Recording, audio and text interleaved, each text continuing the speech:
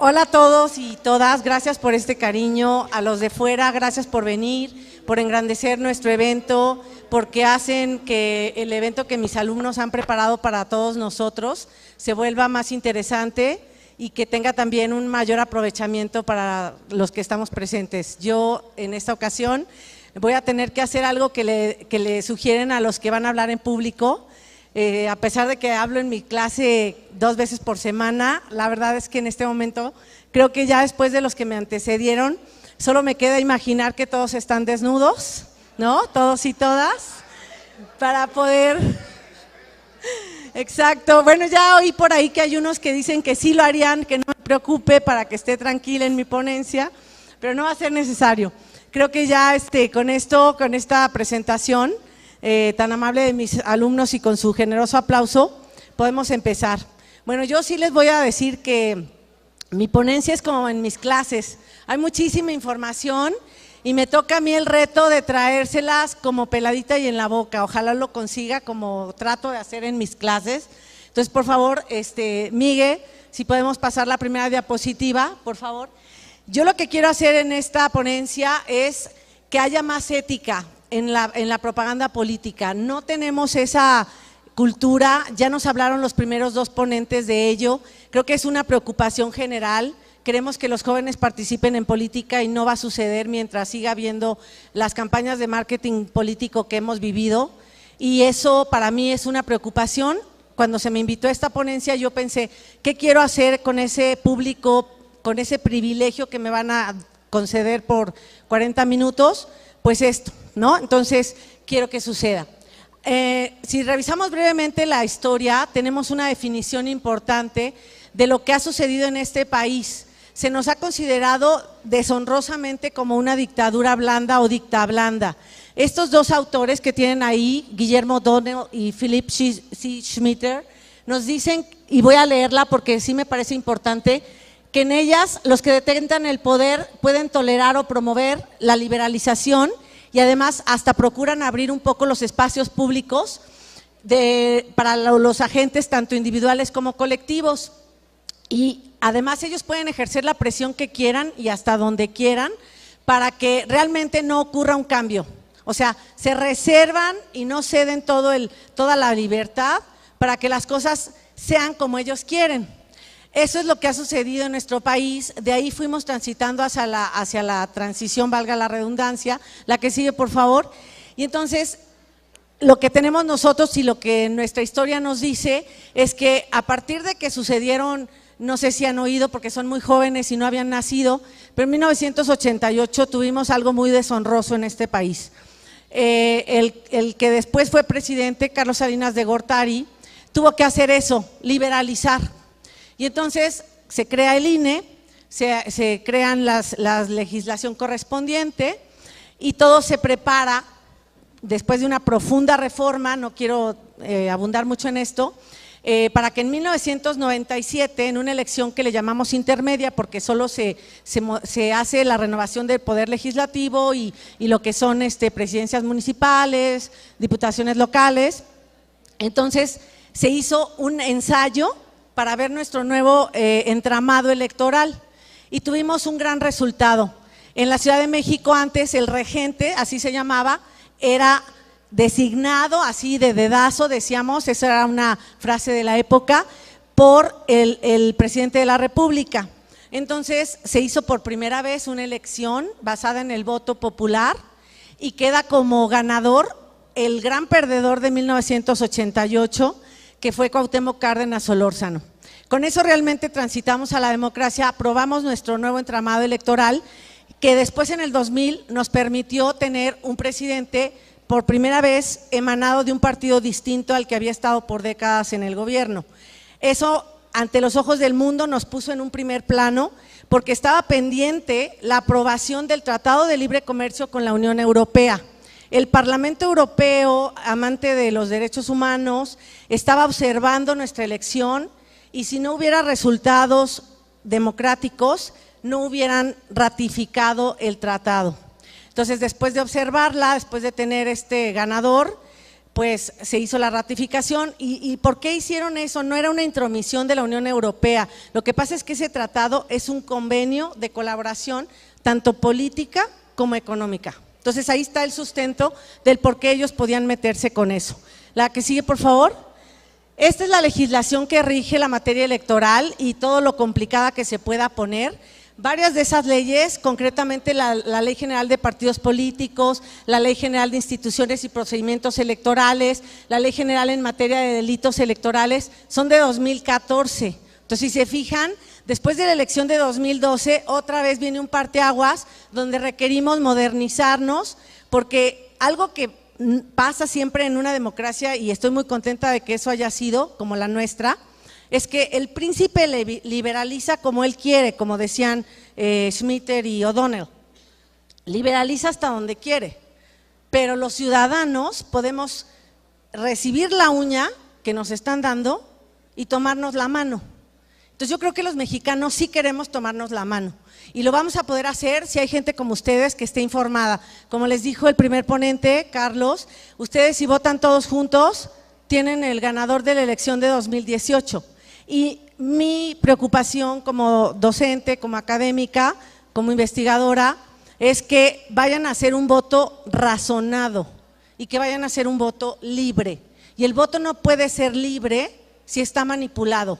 Y aguas, porque el marketing político, cuando no se hace como nos lo dijeron nuestros invitados, los que me antecedieron hoy, la verdad es que pues no es ético. Entonces eso es para mí una preocupación. La que sigue, por favor, Miguel. Gracias. Y entonces nos dice la Constitución, bueno, ¿quiénes son los que participan en las elecciones? Pues ahí tienen, son los partidos políticos, son entidades de orden público, de interés social, que están organizadas por conjuntos de ciudadanos, que son los que tienen acceso a los cargos de elección popular. Y hoy en día, después de que nos lo ordenó la Corte Interamericana de Derechos Humanos, también hay candidatos independientes, ¿sí? Entonces esos son los participantes en una elección. La que sigue, por favor, Miguel. Gracias. Entonces en la Constitución tenemos cuáles son los derechos que puede tener un participante en una contienda electoral. Entonces, por supuesto que tiene derecho al financiamiento, tiene derecho también al acceso a los medios de comunicación social, ¿sí? Y ahí tienen el horario, son 18 horas durante las cuales podemos estar bombardeados, y somos bombardeados literalmente, por los mensajes de la clase política. La que sigue, por favor. Gracias. Y entonces tenemos que poner un marco mínimo, un techo de trabajo, de respeto, que tenemos que ver con la ética. Y entonces, por supuesto, ahí está prohibido calumniar a las personas y está prohibido, más adelante lo vemos también, el denigrar a las instituciones. Son dos temas, uno es con las personas físicas, otro es con las personas morales. Entonces, no, perdón, déjame la anterior. Y entonces, aquí fíjense nada más los derechos que se pueden hacer, dónde difundimos, cómo difundimos y qué difundimos. Entonces, todas las entidades del poder público, de todos los 3 niveles de gobierno, pueden difundir desde sus programas sociales, su ideario, sus propuestas y a sus candidatos. ¿Ok? La que sigue, por favor, gracias. Y entonces, ¿a quién le corresponde organizar las elecciones? Digo, para el que no está tan enterado, y espero que ya todos para estas alturas de su vida lo estén, porque ya son jóvenes adultos que tienen que empezar a participar, pues tenemos a nuestro Instituto Nacional Electoral como árbitro. A partir de que existe esto, es donde de verdad se hace sentido el marketing político. ¿Para qué queríamos marketing político cuando siempre ganaba el mismo? O sea, no tiene sentido si no había diversidad, no había pluralidad en la oferta. Ahora sí que le ponías un traje a un mono y ganaba. O sea, literalmente podía ganar una elección, si decía el príncipe. Entonces, a partir de que ya tenemos un organismo que realmente tiene una estructura, financiamiento y que realmente tiene también una mística de trabajo a través de los principios rectores del instituto, que son la máxima publicidad, la certeza, la legalidad, ¿sí? A través de esas cosas sí podemos aspirar a que realmente de la dicta blanda hayamos pasado y transitado a la democracia, no suficiente, no perfecta, en construcción todos los días, pero bueno, ahí estamos ahorita, ¿no? Entonces, la que sigue, por favor. Ahora bien, ¿qué pasa cuando hay infracciones a lo que decía anteriormente sobre las obligaciones de los partidos políticos o las prohibiciones? Bueno, pues vamos a tener que primeramente el Instituto Nacional Electoral es el que se va a encargar de integrar toda la documentación relativa al procedimiento para sancionar y le va a corresponder a nuestro Tribunal Electoral del Poder Judicial de la Federación, que antes se llamó TRIFE o así le decíamos en la jerga, en el habla coloquial, el que va a resolver la controversia. Que sigue, por favor. Y entonces, sí quiero que sepan, y esto los ciudadanos lo tenemos que saber, puede llegar a nulificarse una elección, ya ha sucedido. Si escucharon, en el 2012 y en el 2015 tuvimos casos, incluso aquí cerca en Querétaro, que tuvo que reponerse una elección porque hubo graves violaciones durante el procedimiento. Eso no podía suceder en tiempos anteriores. Y entonces, un tema importante es lo de la diferencia menor al 5% es porque hace pensar que los votos no son auténticos, ¿no? Y en el tema de la compra de los espacios y del acceso a los medios, yo sé que a los que hacen marketing político no les gusta, porque no pueden hacer la planeación tal como la quisieran, pero es que la única manera de que haya equidad en la contienda es que un tercero que sea imparcial sea el que dictamine y decida y distribuya los tiempos de manera proporcional. Y eso solo lo puede hacer el INE. Y además tiene que impedirle a los interesados económicos que van a recibir el dinero de la pauta y de toda la producción de las campañas, pues también les tiene que impedir que en esta avaricia de la sociedad mercantil le den al que mejor postor sea, le den más tiempo al mejor postor, ¿no? Entonces esto es para que tanto un partido pequeño pueda subsistir como los partidos grandes que tienen más fuerza. Gracias. Entonces, ¿cuáles son, según la Ley General de Partidos Políticos, las obligaciones de estas entidades de interés social? Pues ahí tienen precisamente evitar lo que decíamos, denigrar a las instituciones o calumniar a las personas. ¿Cuál es la diferencia? En el caso de calumnia estamos hablando de imputarles delitos. Eso es lo que dice la teoría penal, ¿no? Que es la calumnia es cuando se le imputan delitos o la comisión de delitos a personas, y denigrar está hablando del prestigio y de la reputación construida por una entidad moral. Y en el caso de los símbolos religiosos, sabemos de la gran religiosidad de nuestro pueblo, principalmente en ciertos sectores. Entonces queremos impedirle a los actores políticos el aprovecharse de esa emoción, ya nos hablaron de las emociones los que me antecedieron, y que con esa emoción voten. O sea, no deberían votar solo por una emoción. Yo estoy de acuerdo en que van a tocarnos en las emociones con sus mensajes, pero si solo votamos por eso, el voto no es razonado. La que sigue, por favor. Ahora, vean nada más toda la amplia gama de gastos de campaña que el INE paga, y que no es el INE porque el INE no tendría otro dinero que no sea el que le asigne el Congreso de la Unión a través de ¿qué? Pues del pago de nuestros impuestos. Entonces vamos desde pintar una barda, pasando por spots de televisión, la producción de los mismos, los salarios, cualquier comida que hagan o desayuno, si regalan cualquier, por ejemplo, estos como souvenirs de campaña, ¿no? Que delantales y gorras y todas estas cosas, todos esos gastos de campaña. Pásame la segunda, por favor. La tercera, ya que estamos, cualquier presentación o difusión que cueste dinero, un debate que organice cualquier partido político, que en este caso ya los organiza precisamente por lo mismo el INE, todo eso son gastos de campaña, ¿sí? Entonces, la que sigue, por favor, ahí está todo lo que mencionaba. La que sigue, incluso lo de las precampañas. Es muy importante que sepamos que en las precampañas empieza el gasto y la propaganda. Bueno, entonces, ¿qué nos dice la LEGIPE? Así se le dice en la jerga, esta Ley General de Instituciones y Procedimientos Electorales, que en el caso de los candidatos independientes también tienen obligación de ostentar colores y emblemas. Ahí pueden trabajar muy bien los futuros mercadólogos porque tienen que construir una imagen para aquellos que no la tienen. Los partidos políticos institucionalizados, ellos ya tienen un logotipo, ya tienen un trabajo previo, es más fácil de posicionar, pero un candidato independiente no tiene nada, ¿sí? Gracias. Ahora, en la que sigue, por favor, creo que te estaba repetida. Ahora, yo quiero llegar a este tema, que yo ya voy a empezar a meterme en materia. Esta es una ponencia ecléctica, ¿Por qué? Porque lo que pasa es que vamos a mezclar dos cosas, así como mencionaron también anteriormente, que es la publicidad y la propaganda, algo que está más vinculado con lo comercial y algo que debería de estar más vinculado con las ideas. Entonces, existe ya en la ley un concepto que es la queja frívola, que habla de que no está sustentada y tampoco es en ley algo que esté prohibido. Sin embargo, se empiezan a quejar los partidos, se empiezan a dar de patadas, como decimos, por debajo de la mesa, y lo que llega a suceder es que el órgano electoral, en vez de atender todos los procesos, o sea, todos los actos propios del proceso, se empieza a distraer en procedimientos para sancionar la queja frívola.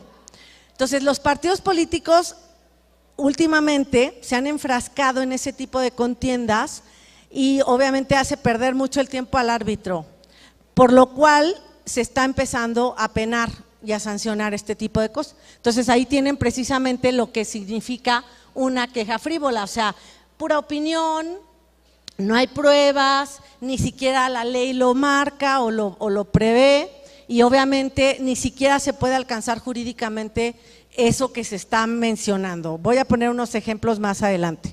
Entonces, la que sigue, por favor. Ahora, ¿quiénes pueden incurrir en responsabilidad de una queja frívola o de cualquier infracción a las leyes que ya mencioné?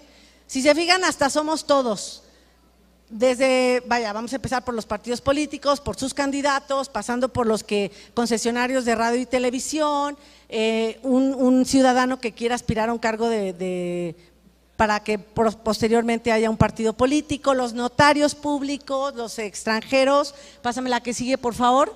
Sí, los servidores públicos, decía en la anterior, o sea, cualquier ya entidad que está dentro del gobierno municipal, local o federal, ahí tienen las ya mencionados, los sindicatos, todos ellos pueden incurrir en una violación. Entonces, ¿cuáles son estas infracciones posibles en que pueden incurrir ellos? Bueno, vamos a pasar desde que calumnien, que ya habíamos mencionado, el tema de contratar tanto en el territorio nacional o en el extranjero, espacios para propaganda, ya ni lo debe de aceptar un concesionario de radio y televisión, o por ejemplo las denuncias frívolas, ¿no? Ya mencionadas.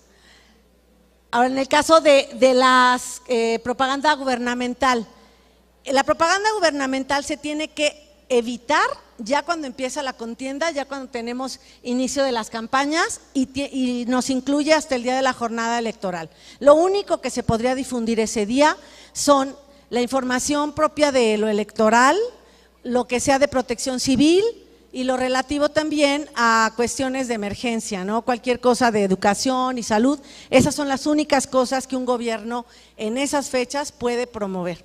Y en el caso de la imparcialidad es precisamente, fíjense que llega a haber casos donde una concesionaria de televisión puede hasta mutilar un spot del candidato que no es de su preferencia o le da el espacio que quiere, etcétera. Eso podría ser muy penado para ellos. En el caso de los programas sociales, estamos hablando de servidores públicos. En el caso de la última, la de la inducción a la abstención, esa es para los ministros de culto. En el púlpito no pueden hacer ni en favor, ni en contra, ni en pro de la abstención. Se han oído hablar de las campañas del voto nulo, seguramente algunos ya hasta ejercieron ese tipo de voto. Bueno, no se puede hacer por parte de un ministro de culto religioso, ni por nadie, pero el otro es libertad de expresión. Para el ministro religioso es un delito electoral, ¿sí? En el caso de la imparcialidad ya lo habíamos hablado, ¿no? La que sigue, por favor, ¿sí? Ahora, ¿cuáles son las sanciones posibles? Podríamos decir todos, si la amonestación pública es como un regaño público, vamos a decir, ¿a quién puede importarle? Bueno, hemos visto que no le ha importado a ciertos partidos. No voy a decir nombres porque yo soy consejera electoral y obviamente me debo a la imparcialidad, pero todos ustedes saben las conductas que hemos observado todos en los medios de comunicación. Las multas, por supuesto que tampoco le han importado a algunos, ¿no? Algunos partidos. Ya les empieza a importar lo que es la pérdida del 50% de su financiamiento público porque los deja con menos dinero para trabajar. Y obvio, la cancelación del registro como partido político iba a ser inédito que sucediera hace unos meses y no se pudo porque en la votación ante el INE no sucedió. Lo que sí quiero decirles es que eso puede suceder. Si no, no es el momento para determinar si estuvo bien o mal la decisión del Consejo General, sino que no sucedió, pero puede suceder. ¿Sí? La que sigue, por favor. Fíjense que esto es bien bonito y dije, bueno, esta diapositiva no hubiera sido importante si no fuera el auditorio donde voy a estar. Benditos los partidos que violen la ley porque el dinero se va a ir al CONACYT, ¿no?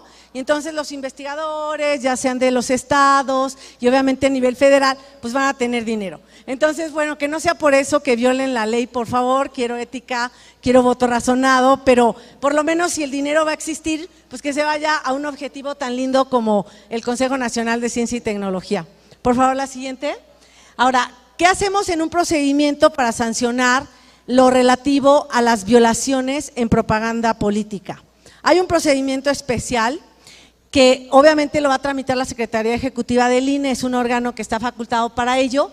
La Unidad Técnica de lo Contencioso Electoral es la investigadora, recaba toda la información y obviamente es cuando contravengan las normas sobre propaganda, los plazos, los tiempos, las cantidades, los contenidos que ya mencionábamos y obviamente que esté en un acto previo a los tiempos de campaña o de precampaña, ¿sí? Esa sería. Muy bien, la que sigue, por favor. Esta ley en materia de delitos electorales nos va a decir con toda claridad cuándo es delito. Hay unas que son solo infracción y la sanción es menor, pero hay otras que son delito. Entonces, ahí puede haber sanción penal. ¿Cuál es la diferencia? Que puede haber prisión, puede haber pena privativa de libertad y en la otra hay lo que ya mencionábamos, la amonestación, o sea, la cuestión económica y acá no, acá puede haber pena de prisión.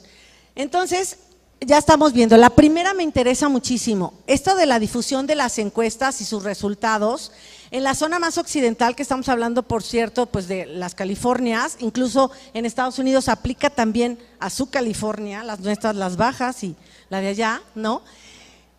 Como ellos cierran después las casillas, si tú empiezas a difundirles los resultados de los sondeos, se dice que hay muchos electores que quieren ganar y que no se van a subir al carro del perdedor. Entonces van a votar por el que vaya más arriba en el porcentaje de votos. Yo siempre me he preguntado si esto es realmente verdad, porque yo creo que yo por lo menos, si veo que va perdiendo el que quiero que gane, pues corro y muevo a quien pueda para que voten por el que debería de ganar y va perdiendo, pero se supone que no, que lo que pasa es que entonces votas por el que va ganando. Entonces, por eso está prohibidísimo dar los sondeos. Y les voy a decir dónde está lo importante de esto. Resulta que en el 2000, cuando ganó Vicente Fox, nadie esperaba que ganara. Había muchos indecisos, así los clasifican, como el voto duro, el que ya sabe por qué partido va a votar. Los indecisos que están por decidirlo y obviamente los que se van a abstener. En el caso de los indecisos, que es una gran masa que los partidos quieren atraer, resulta que no te dicen por quién quieren votar y descubrieron en el 2000 que los que no te dicen por qué quieren votar, generalmente, y eso también pasó en Chile y pasó en España, van a votar por alguien que no es del candidato que le llaman el oficial. Entonces, en ese año todas las encuestas fallaron, todas daban por ganadora a la Bastida, por un punto, por dos, por tres, o sea, no importaba, pero ganaba la Bastida Ochoa, que era el candidato del Revolucionario Institucional.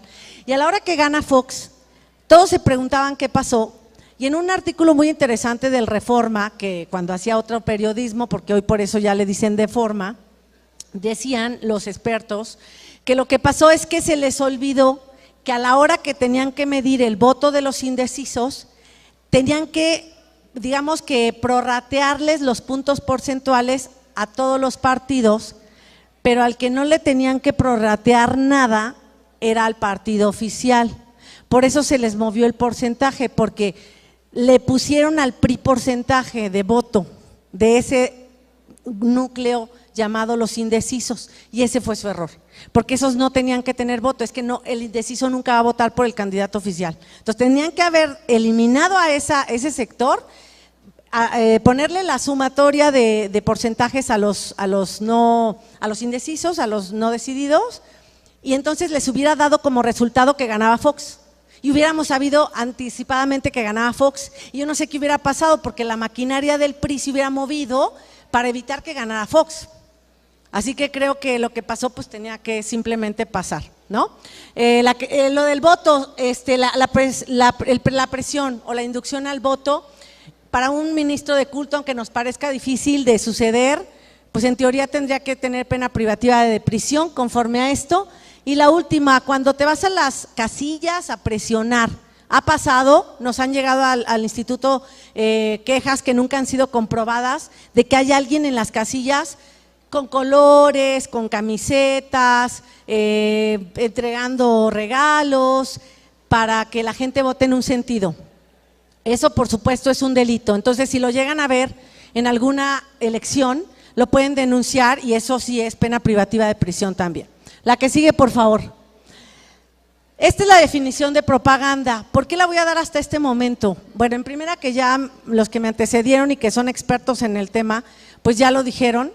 Yo solo quiero resaltar dos elementos de la propaganda. Si se fijan, hasta está involucrada la comunicación, la psicología, la antropología, la sociología. ¿Por qué? Porque queremos motivar una conducta, queremos promover ideas. Entonces, tenemos que saber llegar a ese grupo social humano que se mueve a través de una serie de factores y variables. Entonces, aquí lo que queremos es que adopte una opinión política, que es la del grupo que quiere atraer nuestro voto. Entonces aquí, obviamente, bueno, esta definición, aunque parece que es muy viejita, es muy vigente porque a fin de cuentas eso trata de hacer un partido político. Sin embargo, vamos a la que sigue, ¿por qué voy a vincularla con publicidad esta definición de propaganda? Muy fácil, porque sí se ha dado en tratar a los partidos y a los candidatos como si fuesen productos. En publicidad, si se fijan en anuncio publicitario, ahí tienen la definición. Al final dice, aparte de informar sobre productos y servicios, dice o para motivar una conducta. Si hacemos campañas educativas, motivamos conductas. Ahí están todas las leyendas que dice come frutas y verduras y que consume sin exceso y no sé cuántas cosas. Bueno, cuando tratamos a los candidatos y a los partidos como productos, pues aplica que también les apliquemos las reglas de los productos y de los servicios. Eso en una lógica elemental. Entonces, ¿podemos pasar a la que sigue, por favor? Fíjense nada más qué hace la Ley Federal de Protección al Consumidor respecto de la información y la publicidad. Nos obliga a la veracidad, a la claridad, nos obliga a evitar hacer que caiga en error o en confusión el consumidor. En este caso estamos hablando del consumidor y habla de que no tengamos campañas engañosas o abusivas. Y las engañosas o abusivas son esas, las que tienden a orillarnos al error, ¿sí? A la falsedad. Entonces, la que sigue, por favor. ¿Qué puede hacer la Procuraduría cuando con un producto estamos generando eso? Nos puede suspender la publicidad, nos la puede retirar de la tele, nos la puede editar incluso, puede obligarnos a editar las partes que estén violando los principios que mencioné, que la corrijas, ¿no? Y obviamente te puede hasta multar. En este caso, por eso hasta la Secretaría puede obligar al anunciante a que le compruebe que eso que estás diciendo. Quiero que me digas, que me pruebes con un laboratorio, con testimonios, etcétera, con evidencias objetivas, quiero que pruebes que es verdad. Y entonces, si no es verdad, ya no vas a poder seguir diciéndolo en tu publicidad. Eso pasa con los productos y servicios. El reglamento de la Ley General de Salud en materia publicitaria también nos da una serie de prohibiciones en bebidas alcohólicas, porque las bebidas alcohólicas ni siquiera necesitan mucho marketing. En realidad, ¿por qué gastan fortunas las casas productoras de bebidas alcohólicas? Pues porque van a deducir impuestos, esa es la gran realidad. Ellos no necesitan promover el consumo, pero sí necesitan distinguirse de los demás, por eso también lo hacen. Entonces, ¿qué hacemos? No la dirijas a menores de edad. ¿Por qué? Porque son susceptibles todavía. Que no los pongas como imagen de éxito, de cambio en tu personalidad, de cosas positivas y aspiracionales para la sociedad, como las propiedades de, ya saben, desinhibidora, sedante, relajante, que tanto le atribuimos. Eso tampoco está permitido. el caso de no asociarlo con lo deportivo, lo laboral, es para que no… ¿Se han fijado que hay gente que dice, no, es que yo me tomo una copa y me fumo un cigarro? Está como, ya lo hace así, o sea, si hay copa hay cigarro, si hay cigarro hay copa, es ya una cosa que practica. Entonces, por eso esta parte. Las celebraciones cívicas o religiosas porque son valores y no queremos asociar ese consumo con valores. En el caso del prestigio social, cosas muy valoradas como la virilidad, la virtud, etcétera, pues también está contraindicado. Y por último, las personas reconocidas en ámbitos como el deportivo tampoco deberían de participar. Si nos dicen de manera imperativa que consumamos, ahorita voy a hablar de ejemplos, es una manera de que se nos quede grabado en el inconsciente que debemos hacer algo. Entonces, por eso está prohibido. En el caso de los sorteos, porque, bueno, todos queremos ganar algo más, tenemos ilusión de ganarnos la lotería, ya saben, por eso compramos boleto y hasta queremos ganarla si no lo hemos comprado, ¿no? También eso queremos. Entonces, por esa razón, pues no está permitido. Y por último, los menores asociados con artículos que no son propios de su edad, pues tampoco debería de ser. Vamos a regresar a lo electoral. ¿Qué quiero proponer yo con esta ponencia? Pues que nos falta en la legislación electoral un nuevo concepto legal. Este nuevo concepto legal tiende a conseguir la ética. Yo lo llamaría, parafraseando un poco lo que ya dije, la oferta frívola. ¿Sí? Y la oferta frívola, obvio, tiene como meta a los menores de edad o los utiliza. Esos partidos que tratan de manipularnos usando a menores, que cantan, que bailan, que nos piden que votemos, que dicen que tal candidato es lindo, eso no debería de estar permitido. Segundo, cuando promueven cosas pero no hay ideario, o sea, nada más nos echan ahí un choro, como dicen, mareador, y no nos dice nada. No habla de su ideario, no habla de sus principios, no habla de sus propuestas, o sea, no habla de nada, no podemos conocerlo a través de eso. La otra, cuando se presenta como en absoluto la salvación, la resolución de nuestros problemas, eso se equipara, ¿saben a qué? Y están penados hoy en día, a los productos milagro. Hoy un producto de esos que te dice que te va a quitar, bueno, hay uno en el radio que dice que te va a quitar la fibromialgia, no saben todavía ni por qué da, y ahora resulta que esa cosa te va a curar, pues ese es equivalente a un producto milagro, hay que regularlo. Cuando los asocias con personalidades públicas, aguas, hay dos maneras. Hay una personalidad pública que puede externar libremente su expresión, ¿no? Y decir lo que quiera, eso está bien. Pero luego les pagamos, ¿recuerdan el gran problema que se armó cuando el exentrenador de la selección nacional, el famoso Piojo Herrera, hizo unos tweets en favor de un partido político? Sí le habían pagado. Entonces, obviamente que eso es lo que estaría yo proponiendo, que esté penado. Y los imperativos que dicen que el otro hizo, dijo, o que le atribuyan cosas a la competencia, ¿no? Eso también es una oferta frívola porque en vez de darnos a conocer su ideario, se ocupa en denostar a los demás. La que sigue, por favor. ¿Cuál es el objetivo de esta propuesta? De que se ponga en la ley electoral el asunto de la oferta frívola como sancionada, pues que la ética regrese a las campañas, que tengamos responsables realmente de calumnias y de lo que denigre a las instituciones y que no exista tampoco error o confusión en la ciudadanía. Para mí ustedes son esa ciudadanía y yo quiero que emitan votos razonados y libres. No puede ser libre si es manipulado y tampoco puede ser razonado si es manipulado. Y yo de verdad les agradezco, o sea, los de 18 a 29 años de edad son los que menos votan. Pero yo les agradezco la prudencia que han tenido en las elecciones, porque si no saben por quién votar, qué bueno que no vayan, pero ¿qué creen? Sí deben de ir. Entonces, informarnos en lo electoral es como lo de la nutrición, no nos queríamos enterar de lo que engorda, no nos queríamos enterar de lo que nos causa triglicéridos, no nos queríamos enterar de lo que nos aumenta la presión arterial, pero nos toca enterarnos hoy en día. Entonces, como somos ciudadanos y como somos votantes, también nos toca enterarnos de la propuesta política, del ideario y de lo que quieren hacer los candidatos. Todos los que sí son de la UG saben que hemos estado en una contienda en el camino a la rectoría de campus y en el camino a la división, a la dirección de la división. Y hemos tenido cosas de todo tipo en esta contienda, ¿no? Entonces, y eso que no es partidista, aquí no hay partidos políticos y no debe de haber porque es una universidad. Entonces hay que invitar a los electores a que voten por sus propuestas de los candidatos, de los y las candidatas, ¿no? La que sigue, por favor.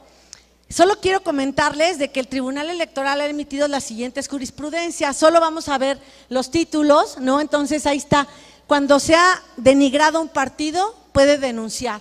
La que sigue. La propaganda política, cuando tú excluyes un mensaje que tiene tintes comerciales o hay queja frívola ahí, lo puedes quitar y no es censura, ya lo dijo en jurisprudencia obligatoria el tribunal. La que sigue, por favor. Para el radio y la televisión, obviamente se puede suspender mientras investigan, porque imagínense, en lo que se tarda la investigación, mientras sigue el spot causando problemas, y entonces ¿a qué horas lo quitamos? No, pues lo podemos quitar de manera preventiva y luego resolvemos, como los embargos. La que sigue, por favor. La propaganda electoral, aquí sí es importante que sepamos cuándo sí es propaganda electoral. Es que luego dicen que no es propaganda, que nada más están informando. Y en realidad hay un propósito oculto, hay un candidato ahí que todos hemos conocido, que ya sabemos que va a contender. Se está dando a conocer todo el tiempo, ¿ok? La que sigue, por favor. En este caso, el límite constitucional es eso, evitar la calumnia, evitar la denigración. La que sigue.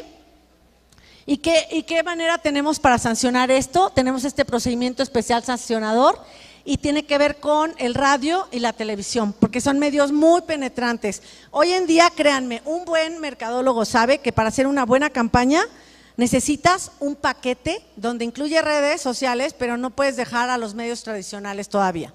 La que sigue, por favor. Y entonces, ¿cuáles son mis conclusiones? Tenemos que hacerle una adición a nuestra legislación electoral. Está carente de cosas que le están faltando y aquí tenemos que evitar que nos prometan lo que no puede suceder. Hay cosas que no pueden ya suceder. Cuando el Verde nos prometía que iba a poner la pena de muerte a secuestradores, ya no podía México regresar lo que le había eliminado al artículo constitucional de la pena de muerte, porque habíamos firmado un tratado para abolirla. Entonces no pueden prometer eso. Ese spot debió haber podido ser sacado del aire de inmediato, solo porque era imposible en derecho, nada más por eso, ¿no? Y el segundo, la autoridad electoral entonces tendría la facultad de eliminar de inmediato ese tipo de propaganda, de sacarla porque es contraria a derecho o existen dictámenes de expertos que prueben cosas contrarias, o sea que no es posible. La que sigue, por favor, las últimas dos. Los partidos políticos entonces lo que nos deben dar a conocer es su ideario, sus propuestas, obviamente quiénes son sus candidatos, cómo pretenden hacer realidad lo que proponen y no nada más que están diciéndonos lo que queremos oír. Últimamente, ¿con qué estamos? Con derechos de la mayoría, de las minorías, perdón, ¿no? Entonces, queremos llegar a la sociedad a través de una minoría y entonces ponemos en discusión asuntos que han polarizado al país en este momento. Y por último, esta oferta frívola se debe de erradicar para que tengamos más ética y tengamos más trabajo con principios en las contiendas electorales. Yo los quiero dejar para terminar con unos videos.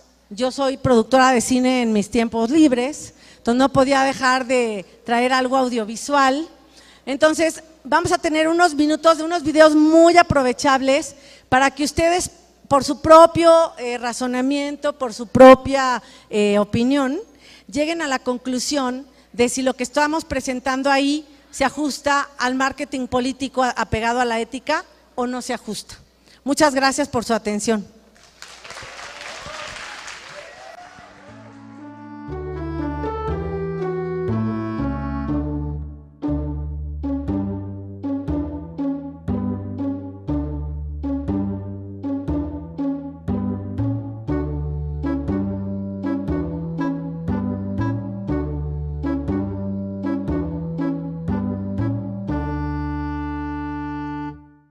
Y entonces se crea el INE, se crean la legislación correspondiente y todo se prepara después de una profunda reforma, no quiero abundar mucho en esto, para que en 1997, en una elección que le llamamos intermedia, porque solo se hace la renovación del poder legislativo y lo que son presidencias municipales, diputaciones locales, entonces se hizo un ensayo para ver nuestro nuevo entramado electoral y tuvimos un gran resultado.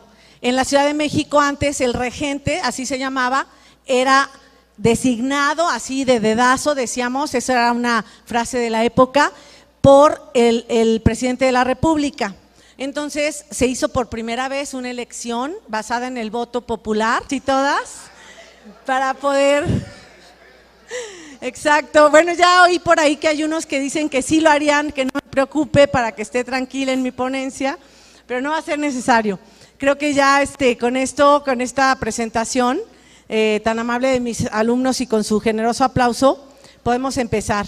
Bueno, yo sí les voy a decir que mi ponencia es como en mis clases, hay muchísima información y me toca a mí el reto de traérselas como peladita y en la boca, ojalá lo consiga como trato de hacer en mis clases. Entonces, por favor, Miguel, si podemos pasar la primera diapositiva, por favor. Yo lo que quiero hacer en esta ponencia es que haya más ética en la propaganda política. No tenemos esa cultura, ya nos hablaron los primeros dos ponentes de ello, creo que es una preocupación general. Queremos que los jóvenes participen en política y no va a suceder mientras siga habiendo las campañas de marketing político que hemos vivido y eso para mí es una preocupación. Cuando se me invitó a esta ponencia yo pensé, ¿qué quiero hacer con ese público, con ese privilegio que me van a conceder por 40 minutos? Pues esto, ¿no? Entonces quiero que suceda. Si revisamos brevemente la historia, tenemos una definición importante de lo que ha sucedido en este país. Se nos ha considerado deshonrosamente como una dictadura blanda o dicta blanda. Estos dos autores que tienen ahí, Guillermo O'Donnell y Philip C. Schmitter, nos dicen, y voy a leerla porque sí me parece importante, que en ellas los que detentan el poder pueden tolerar o promover la liberalización y además hasta procuran abrir un poco los espacios públicos para los agentes tanto individuales como colectivos. Y además ellos pueden ejercer la presión que quieran y hasta donde quieran para que realmente no ocurra un cambio. O sea, se reservan y no ceden toda la libertad para que las cosas sean como ellos quieren. Eso es lo que ha sucedido en nuestro país, de ahí fuimos transitando hacia la transición, valga la redundancia. La que sigue, por favor. Y entonces, lo que tenemos nosotros y lo que nuestra historia nos dice es que a partir de que sucedieron, no sé si han oído porque son muy jóvenes y no habían nacido, pero en 1988 tuvimos algo muy deshonroso en este país. El que después fue presidente, Carlos Salinas de Gortari, tuvo que hacer eso, liberalizar.